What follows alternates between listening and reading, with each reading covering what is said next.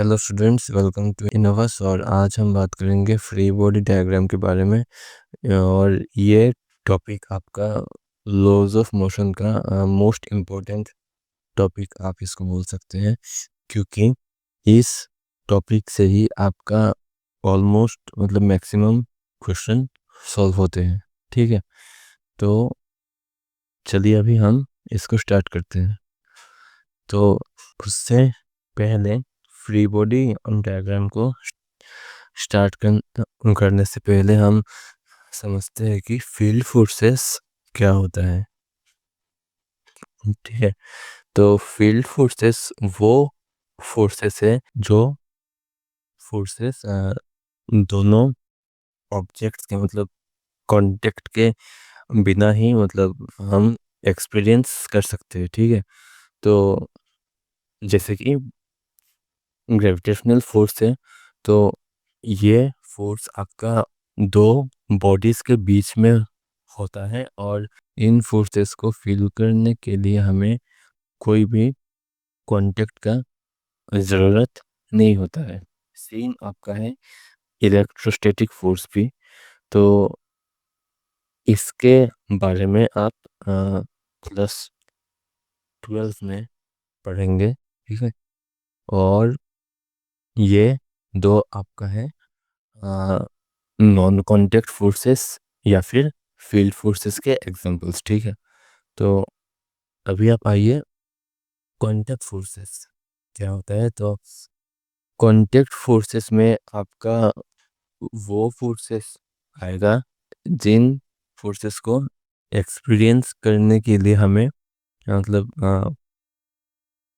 Contact मतलब physical contact हमें चाहिए होता है। ठीक है, जैसे कि आपका ये दो बॉक्स है, तो आप अगर मतलब ये दो बॉक्सेस फोर्स कांटेक्ट में है, तभी आपका मतलब इसका जो फोर्स होगा वो इसके ऊपर भी अप्लाई होगा। ओके, और फिजिकल कांटेक्ट के बिना इसका फोर्स इसके ऊपर अप्लाई नहीं होगा। ओके, तो जैसे कि आपका है normal reaction force of friction. Okay, तो नॉर्मल रिएक्शन हम नेक्स्ट स्लाइड में पढ़ेंगे। और फोर्स ऑफ फ्रिक्शन आपका क्या होता है कि फ्रिक्शन आपका क्या है कि एक ग्राउंड के ऊपर अगर आपका ये बॉक्स मूव करता है, तब ये ग्राउंड अगर रफ ज़्यादा होता है तो ये इस बॉक्स को मूव करने से ओपोज करेगा, इस डायरेक्शन में फोर्स अप्लाई होगा। ओके, तो आप देख सकते हैं कि एक ऑब्जेक्ट को रफ सरफेस में मूव करने के लिए हमें फोर्स ज़्यादा चाहिए होता है। तो ऐसा क्यों? ये आपका होता है फ्रिक्शन की वजह से। ठीक है, तो फ्रिक्शन अगर आपका ज़्यादा है, तब ये ऑब्जेक्ट आपको मूव करने से अपोज करता है। ठीक है, तो ये फ्रिक्शन भी आपका ग्राउंड और इस ऑब्जेक्ट का मतलब कॉन्टेक्ट की वजह से ही होता है। ठीक है, तो ये भी आपका एक कॉन्टेक्ट फोर्स होगा। ओके, और तभी आप आइए नॉर्मल रिएक्शन में। ठीक है, तो नॉर्मल रिएक्शन आपका कब होता है? जब आपका कोई ऑब्जेक्ट सरफेस के मतलब की वजह से मतलब वो सरफेस के साथ कांटेक्ट में रहता है, तब आपका नॉर्मल रिएक्शन अप्लाई होता है। और ये नॉर्मल रिएक्शन आपका हमेशा सरफेस के परपेंडिकुलर होगा, ऐसे करके। ओके, तो ये आपका क्यों होता है? तो अगर आपका कोई ऑब्जेक्ट सरफेस के साथ कांटेक्ट में है, तब आपका ये ऑब्जेक्ट आपके मतलब इस सरफेस के ऊपर एक फोर्स देगा जो आपका इस ऑब्जेक्ट का वेट होगा। ओके, और इस वेट को बैलेंस करने के लिए एक हमारा अपोजिंग फोर्स है, वो आपका है नॉर्मल रिएक्शन। ओके, और ये फोर्स आपका इस सरफेस के परपेंडिकुलर होगा वेट के ऑपोजिट डायरेक्शन में। ओके, तो सेम आपका इंक्लाइन सरफेस के केस पर भी आप ये पकड़ लीजिए कि आपका एक इंक्लाइंड सरफेस है और यहाँ पे आपका एक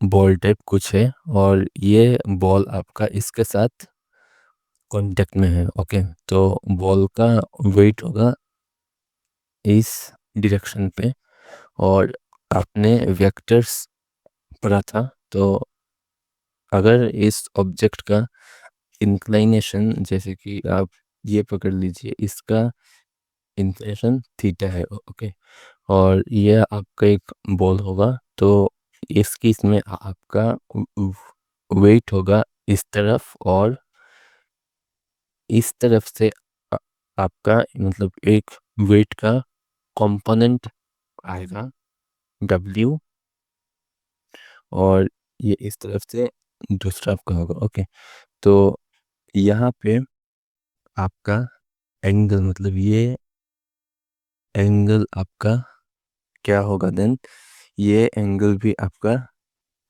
थीटा होगा और ये आपका देन W cos थीटा होगा और ये आपका W sin थीटा होगा। ओके, तो इस केस में आप W cos थीटा को बैलेंस करने के लिए आप इसके ऊपर की तरफ एक नॉर्मल रिएक्शन देंगे और ये नॉर्मल रिएक्शन आपका इक्वल होगा W cos थीटा के लिए। ओके, और आप सेम हमें बाद में क्वेश्चन भी सॉल्व करेंगे इस फिगर के लिए। ओके, ये और ये कॉन्टेक्ट में होंगे। ओके, तो ये हम बाद में देखेंगे, तो उससे पहले आप इस डायग्राम को आप देख लीजिए अभी। तो इस डायग्राम में आपका दो ऑब्जेक्ट्स है, ए और बी है, और आपका ए के ऊपर फोर्स है ये और बी के ऊपर फोर्स है ये। तो इस ऑब्जेक्ट के केस में मैं इसका नॉर्मल रिएक्शन क्या होगा इसका, यहाँ से मतलब आपका एक कांटेक्ट है, तो इस तरफ आपका एक नॉर्मल रिएक्शन आपका होगा एन ए, आप पकड़ लीजिए, और इस तरफ से आपका एक बी का होगा normal reaction N B. Okay, और ये ग्राउंड और बी के कांटेक्ट के लिए है, और आपका ए का मास के लिए एक आपका फोर्स होगा नीचे W आप पकड़ लीजिए, और ये बी का ये मास के लिए आपका एक फोर्स होगा WB। ओके, तो इसको हम ठीक से अगर सॉल्व करें तो हम इसको पार्ट पार्ट करके भी हम इसको लिख सकते हैं, जैसे कि आप अभी देखिए इस जगह पे ए का जो आपका फोर्स है ये आप पकड़ लीजिए ए होगा, तो ए का आपका इस साइड में एक फोर्स अप्लाई हुआ है, तो इस फोर्स के लिए आपका ए के बीच में एक फ्रिक्शन आएगा। क्यों? क्योंकि ये बी के साथ कांटेक्ट में है, इसीलिए। तो ये फ्रिक्शन आपका अपोजिंग होगा, तो इस डायरेक्शन में आपका फ्रिक्शन होगा। ओके, और नॉर्मल रिएक्शन आपका ऊपर में होगा ऐसे करके Na, और इसका मास के लिए फोर्स ऐसे होगा WA करके। ओके, तो ये आपका ए का फोर्स होगा और नॉर्मल रिएक्शन आपका ये होगा। ओके, सिमिलरली आपका बी के केस में क्या होगा कि आपका ये आप पकड़िए कि आपका ये एक ऑब्जेक्ट है बी, तो इस केस में आपका फोर्स लग रहा है इस तरफ, सो इस केस में आपका फ्रिक्शन होगा इस तरफ। सिंपल है। और आपका नीचे होगा इसका वेट, वेट होगा, देन आपका इसके ऊपर की तरफ इसका नॉर्मल रिएक्शन होगा। और आपका जो नॉर्मल रिएक्शन ए और बी के बीच में है वो आपका ए के केस में ऊपर होगा और बी के केस में आपका ये नीचे होगा। तो आपका ये नीचे होगा ऐसे करके, ठीक है। तो ये आपका था बिल्कुल सिंपल बी का फ्री बॉडी डायग्राम। ओके, और नॉर्मल रिएक्शंस भी आपका सब शो हुआ है यहाँ पे, ठीक है। अभी आप आइए टेंशन में। तो टेंशन आपका अप्लाई होता है रोप, स्ट्रिंग, वायर्स, ये इन सब में। लेकिन टेंशन में आपका एक चीज़ है कि मतलब ये आपका बिल्कुल सिमिलर है नॉर्मल रिएक्शन जैसा, और टेंशन आपका रोप या स्ट्रिंग में अप्लाई होता है, ठीक है। और इस केस में आपका क्या होगा कि यहाँ पर आपका एक फोर्स है एफ करके, तो इस फोर्स को अपोज करने के लिए आपका एक टेंशन आएगा इस जगह पे। तो आपका ये टेंशन हमेशा अवे फ्रॉम द ऑब्जेक्ट होगा। ओके, तो इस डायरेक्शन में आपका इस ऑब्जेक्ट का टेंशन होगा। सिमिलरली आपका इस ऑब्जेक्ट का टेंशन आपका इस डायरेक्शन में होगा। ओके, ऐसे करके सेम आपका ये फोर्स आपका नीचे है, इसका वेट, तो इसका टेंशन आपका ऊपर में होगा। सेम आपका ये भी आपका नीचे होगा, तो इसका भी आपका ऊपर में ऐसे होगा। ओके, और आप एक चीज को आप ध्यान से देखिए कि सिंस आपका ये दोनों कनेक्टेड है और एक ही फोर्स के साथ मतलब ये खींचा खा रहा है, तो इस केस में आपका एक्सीलरेशन सेम होगा। लेकिन दोनों के ऊपर जो फोर्स अप्लाई हुआ है वो डिफरेंट होगा। क्यों? क्योंकि इन दोनों का मासेस डिफरेंट है, इसीलिए। ओके, सेम आपका इस केस पर भी ये आपका एक पुली है। ओके, इसको हम पुली बोलते हैं और ये आपका ऐसे घूमता है। ओके, रोटेट करता है और इसे खींचने पे मतलब ये ऊपर जाएगा ऐसे। और आपका ये और ये मतलब इन दोनों का मासेस डिफरेंट है, लेकिन आपका एक्सेलरेशन सेम होगा। क्यों? क्योंकि ये दोनों भी आपका एक साथ मूव कर रहा है, ठीक है। और ये इनका फोर्सेस सेम नहीं होंगे। ओके, तो ये आपके कुछ वो कंडीशन से आप चेक कर सकते हैं। तो यहाँ पे आपका string and pulley are massless and there is no friction between pulley and string. Okay, तो ये इन केस में आपका मतलब हमने पकड़ा है कि ये स्ट्रिंग और ये पुली आपका मासलेस होगा, तो इसके लिए आपका टेंशन सब साइड में सेम होगा ऐसे करके। ओके, और इस केस में आपका स्ट्रिंग मासलेस है और पुली का मास है। ओके, तो इस केस में आपका ये स्ट्रिंग में टेंशन सेम होंगे और इस स्ट्रिंग का टेंशन सेम होगा, लेकिन दूसरे स्ट्रिंग से डिफरेंट होगा टेंशन। ओके, और अगर आपका स्ट्रिंग का भी मास होता है और पुली का भी मास होता है, तो इस केस में आपका टेंशन डिफरेंट होगा। ओके सबका। तो अभी आप आइए फ्री बॉडी डायग्राम में। तो फ्री बॉडी डायग्राम आपका एक ऐसा डायग्राम है जहाँ पे आपका एक सिंगल ऑब्जेक्ट के ऊपर आपका जो जो फोर्सेस अप्लाई हुआ है वो सब शो करता है। ओके, तो जैसे कि इस फिगर में आपको इसका फ्री बॉडी डायग्राम ड्रॉ करना है। तो चलिए हम ड्रॉ करते हैं। तो ये आपका एक सिलेंडर है और इसका वेट आपका W है। तो ये आपका एक फोर्स हुआ। ओके, और इसके लिए आपका एक नॉर्मल रिएक्शन भी अप्लाई होगा।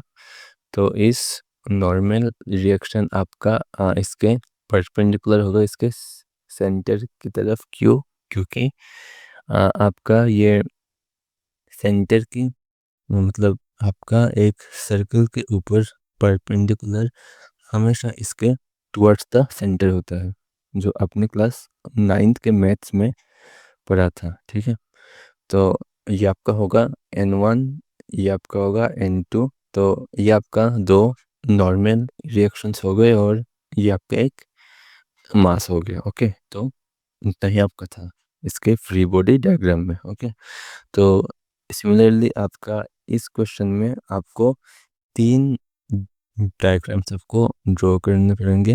पहला आपका है ए का, दूसरा आपका है बी का और तीसरा आपका होगा सी का। ओके, और इन के केसेस में आपके ऑब्जेक्ट स्टैटिक है। तो आ, यहाँ पे आपका बस एक नॉर्मल रिएक्शन आपका आएगा और इसका वेट आएगा बस WA करके।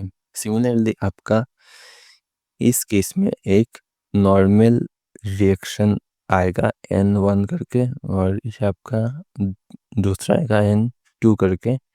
क्यों? क्योंकि आपका ये ऑब्जेक्ट इस तरफ से एक फोर्स देगा, तो इसको अ, आपका एक नॉर्मल रिएक्शन ऐसे मिलेगा। ओके, ये आपका कांटेक्ट में है, इसीलिए आपका इस तरफ से एक आएगा। ओके, ये आपका बी होगा, ये आपका नीचे एक WB आएगा। सिमिलरली आपका सी के केस में आपका एक फिर से नॉर्मल रिएक्शन आएगा N2, ये आपका होगा N3। ओके, अच्छा आप इसको N1 पकड़ लीजिए। क्यों? क्योंकि आपका ये ऊपर की तरफ होगा और ये आपका नि, नि, नीचे होगा और ये दोनों आपका सेम होगा ऐसे करके। ओके, और ये भी आपका एक वेट आएगा WC करके। ओके, अभी आप आइए इस क्वेश्चन में। तो इस क्वेश्चन पर भी आपका एक दूसरा आपका एक ऑब्जेक्ट है यहाँ पर और इसका